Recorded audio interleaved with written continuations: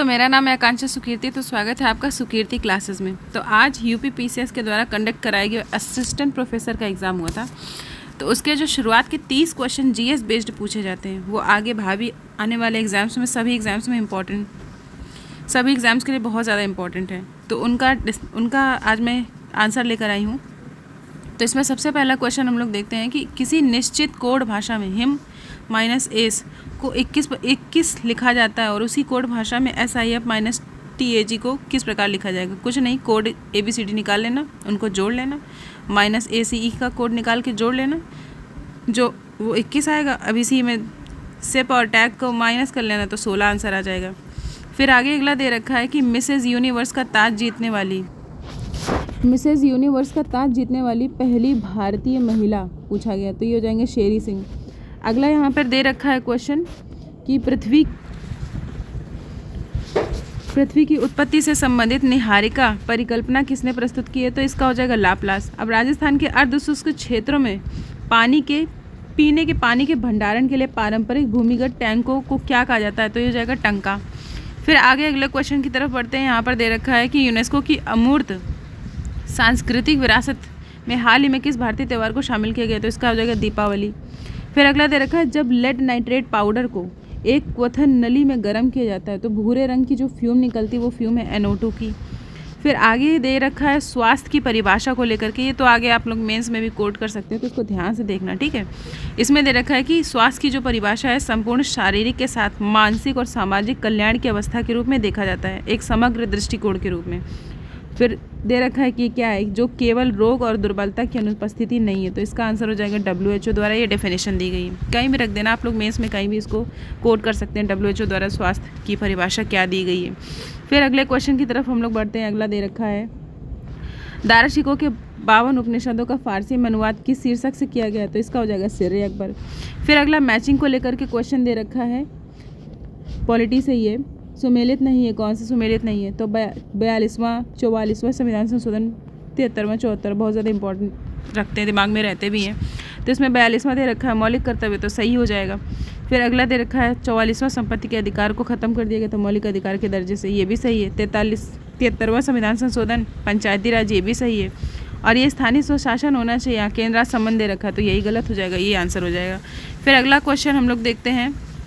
अगला दे रखा है कि भारत के वर्तमान मुख्य न्यायाधीश के संदर्भ में, तो वर्तमान न्याय जो मूर्ति हैं जस्टिस सूर्यकांत हैं। काफ़ी ज़्यादा विवादित मुद्दा भी रहा अभी कॉकरोच वाले इशू को लेकर के कि उन्होंने किस तरीके का बयान दिया। फिर उसके बाद दूसरा स्टेटमेंट दे रखा है कि सूर्यकांत भारत के 52वें नहीं 53वें 53rd मुख्य न्यायाधीश है, तो दूसरा गलत हो जाएगा, तो केवल एक सही हो जाएगा।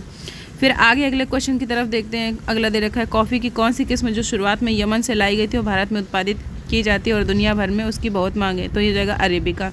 फिर अगला प्रधानमंत्री के चरणबद्ध भारत के प्रधानमंत्री को उनके कार्यकाल की कालानुक्रमिक क्रम में व्यवस्थित कीजिए। तो अब इसमें सीधे कुछ भी नहीं याद आ रहा, तो PV नरसिम्हा राव से याद रखना। अब ये HD देवगौड़ा 96 के टाइम पे है, PV नरसिम्हा राव LPG के टाइम पे 91। फिर तो आप सबसे लास्ट में HD देवगौड़ा का रख दोगे, और फिर PV नरसिम्हा राव को उससे पहले चरण सिंह आए थे, उससे पहले VP सिंह, तो ए हो जाएगा। अगले क्वेश्चन की तरफ बढ़ते हैं। अगला दे रखा है रिक्त स्थान की, ये अब हम लोग बचपन से पढ़ते चले आ रहे AEIOU, तो उसी का क्रोनोलॉजिकल है AEIO लगा दो, O से 2 दे रखे हैं, फिर इधर से बढ़ा दो EIOU, कुछ नहीं, नॉर्मल सा है, आप देखेंगे इसको समझ में आ जाएगा। अगला क्वेश्चन दे रखा है नवीं सदी के अब्बासिद जो खलीफा हैं वो अल मामून ने निम्नलिखित में से किस अकादमी की स्थापना की जिसने दर्शन विज्ञान पर यूनानी फारसी संस्कृत ग्रंथों का अरबी में अनुवाद करने की महत्वाकांक्षी परियोजना को हाथ में लिया, तो इसका हो जाएगा बयात अल हिकमा। अगला दे रखा है, अगला क्वेश्चन हम लोग पढ़ते हैं। अगला दे रखा है कथन दे रखे हैं, इसमें दे रखा है कि अभिकथन खादर मिट्टी जो है बांगर की तुलना में अधिक उपजाऊ होती है। क्यों?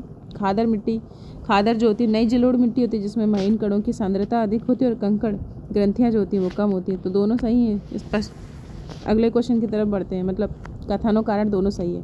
अगला आयोग को लेकर दे रखा है विश्वविद्यालय अनुदान आयोग UGC के बारे में, तो 1953 है। अब यहाँ पर 1917 में सैडलर कमीशन आया था, इसमें पूछा कि कौन सा सुमेलित नहीं, तो यही सुमेलित नहीं है। राधा कृष्णन आयोग 48-49 में, और सर चार्ल्स वुड डिस्पैच, ये जिसके तहत 3 यूनिवर्सिटी कलकत्ता, बॉम्बे, मद्रास बनाई जाती हैं। फिर आगे हम लोग अगले क्वेश्चन की तरफ देखते हैं। तो अगला दे रखा है सर्वाधिक ज्वालामुखी, हम लोग बचपन से पढ़ते चले आए, पैसिफिक रिंग ऑफ फायर, ये परिप्रशांत महासागरीय मेखला। अगला क्वेश्चन आते हैं, अगला दे रखा है संयुक्त राष्ट्र जलवायु शिखर सम्मेलन COP30, तो ये ब्राज़ील में है। फिर अगला दे रखा है भारत का राष्ट्रपति राज्यसभा में कितने सदस्य मनोनीत कर सकता है, तो 12। फिर अगला क्वेश्चन आ जाता है कि भारतीय राष्ट्रीय कांग्रेस का पहला अधिवेशन कब हुआ, कहाँ हुआ, कितने प्रतिनिधि थे। थोड़ा ज़्यादा वेरिएशन, इतना ज़्यादा डीप में नहीं जाके पूछना चाहिए, लेकिन ये इंपॉर्टेंट संगठन है तो इसलिए प्रतिनिधि तो याद ही रहते हैं। अब 28 दिसंबर 1885 मुंबई। फिर अगला क्वेश्चन की तरफ हम लोग देखते हैं। तो अगला दे रखा है सार्वजनिक ऋण के पुनर्भुगतान के लिए आजकल प्रयुक्त शब्दावली जिसे प्राथमिकता दी जाती है वह सार्वजनिक ऋण की वापसी, या इंग्लिश से देख लेना कि return of the public debt. फिर अगला क्वेश्चन दे रखा है कि ग्रीन हाउस गैस जो हरित गृह प्रभाव के लिए कौन सी गैस जिम्मेदार है, तो इसका हो जाएगा CO2। अगला VBG रामजी योजना के बारे में दे रखा है कि मनरेगा की जो VBG रामजी विकसित भारत गारंटी रोजगार आजीविका मिशन अधिनियम 2025 मनरेगा की तुलना में एक महत्वपूर्ण उन्नयन प्रतिनिधित्व करता है। क्यों? अब क्यों कर रखा है? अब सरकार इसकी जो खामियां उसकी कमियां हैं, संरचनात्मक कमजोरी, ग्रामीण रोजगार बढ़ाने में असमर्थ, पारदर्शिता, योजना का अभाव, जवाबदेही का अभाव, ये सारे हो जाएंगे। फिर आगे अगले क्वेश्चन की तरफ जाते हैं। तो यहाँ दे रखा है कि कौन संविधान की प्राधिकारी 10वीं अनुसूची के तहत लोकसभा के सदस्यों की अयोग्यता। अब 10वीं अनुसूची में दल बदल है, दल बदल से जितने भी राइट्स हैं सब लोकसभा अध्यक्ष को ही हैं। फिर अगला देखते हैं, अगला दे रखा निम्नलिखित में से कौन सतत विकास की अवधारणा को सबसे अच्छी तरीके से समझाता है, तो वर्तमान आवश्यकताओं को पूरा करते हुए भविष्य की आवश्यकताओं को नुकसान पहुँचाए बिना। यही सस्टेनेबल डेवलपमेंट का यही मुख्य उद्देश्य है कि आज के टाइम पे आवश्यकताओं को पूरा करो, भावी पीढ़ी के लिए बचा के रखो, उनके लिए ख़त्म ना करो। बाकी सारे देख लो बेकार से दे रखे हैं। अंतर्राष्ट्रीय संस्थाओं द्वारा नियंत्रित विकास, ये तो होगा नहीं। प्राकृतिक संसाधनों के प्रयोग के बिना विकास, केवल आर्थिक विकास पर आधारित विकास।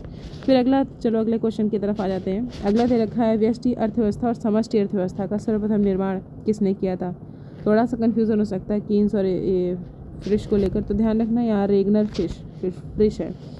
फिर अगला क्वेश्चन दे रखा है सिख धर्म के संस्थापक गुरु नानक देव, तो बहुत ज़्यादा चर्चित क्वेश्चन है, तो ये तो तलवंडी 1469 है।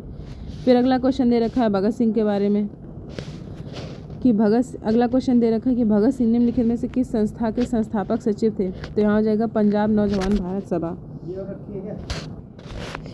अगला यहाँ पर दे रखा है, अगला क्वेश्चन है अंतर्राष्ट्रीय अंतरिक्ष स्टेशन अभी बहुत ज़्यादा चर्चा में रहता है, शुभांशु शुक्ला गए थे एक्सियो मिशन के तहत, एक्सियो 4 के तहत। अगला क्वेश्चन दे रखा है कि भारतीय संविधान में संस्कृति और शिक्षा संबंधी अधिकार निम्न द्वारा प्रदान किया गया है, तो अनुच्छेद 29-30 का है। फिर आज का तो हमारा ये डिस्कशन कंप्लीट हुआ।